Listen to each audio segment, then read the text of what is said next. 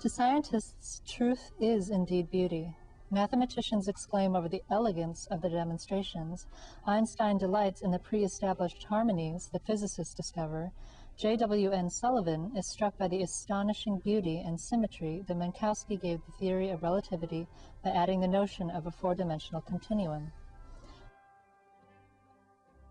I guess the ways I think about science as an art major is in terms of vision and just visuality as a whole, how we perceive. That's, I think, another direct connection of humans, providing a vision. What is possible? What are human beings possible of? So social scientists they're wonderful in what they do, but they don't necessarily are not driven by vision. Social science is a science. There are the humanistic sciences, the social sciences, and the natural sciences. But now that the natural sciences have been sort of put up on a pedestal, the others are considered less scientific. The hard sciences are more valued because they speak more to the material, the concrete, the here and now. The natural sciences have a higher status, but the world is full of people who pretty much ignore the natural sciences and don't feel that they're particularly important or interesting. Carl Sagan said, "We have arranged a civilization in which most crucial elements profoundly depend on science and technology. We have also arranged things so that almost no one understands science and technology. This is a prescription for disaster. We can get away with it for a while, but sooner or later, this combustible mixture of ignorance and power is going to blow up in our faces." Scientists have a privileged role in society, and there are obligations which go with that privilege. And certainly the obligation to be concerned with the implications of one's research go along with that. Albert Einstein said, "Concern for man himself and his fate must always form the chief interest of all technical endeavors. Concerns that the creation of our minds shall be a blessing and not a curse to mankind. Never forget this in the midst of your diagrams and equations." Victor Weisskopf, the Nobel Prize physicist who years ago once said, "Curiosity without compassion is indeed inhuman. However, compassion without curiosity is totally ineffective."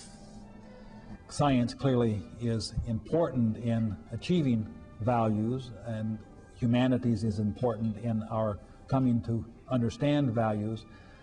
The question, where does inequality come from, is a social question. And then you go to science to try to figure out the answers.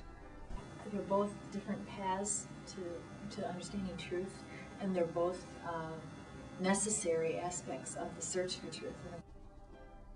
What is common to the sciences and the humanities is far more fundamental and important than the differences. In the first place, both are human enterprises. This gives them a unity which they cannot escape.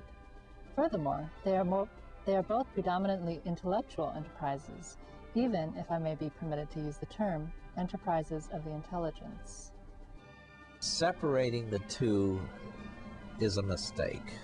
And I think of scientists as being quite linear, quite step-based, step B, and cause and effect. This causes that, this causes that, and figuring it out down the line and knowing that there's an answer down there.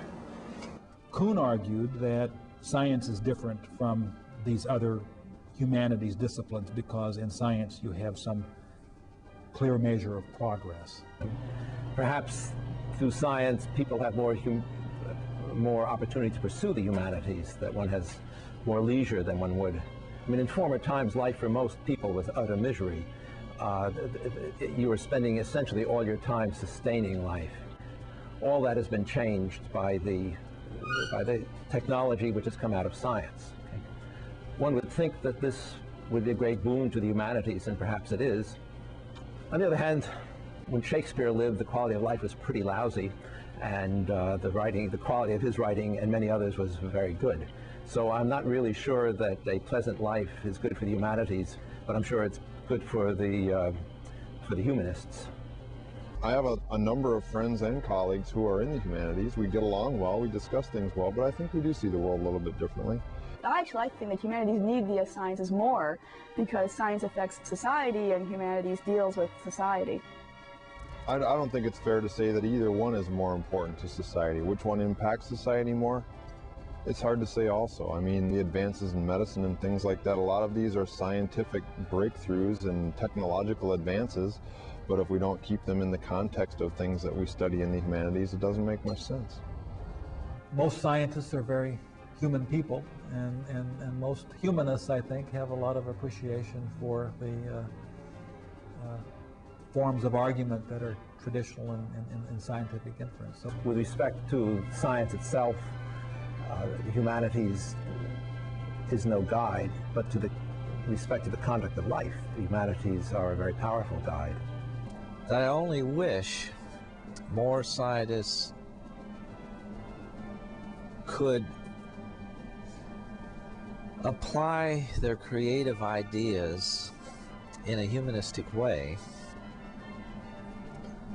and more humanists would try to understand how to put their humanistic works within a scientific framework.